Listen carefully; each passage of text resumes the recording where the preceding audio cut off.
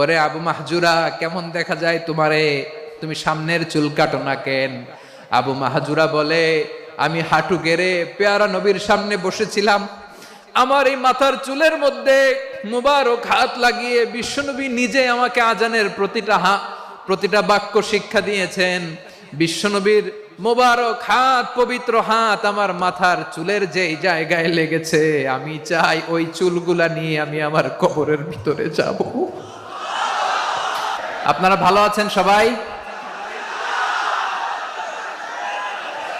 শীতে কষ্ট হচ্ছে না?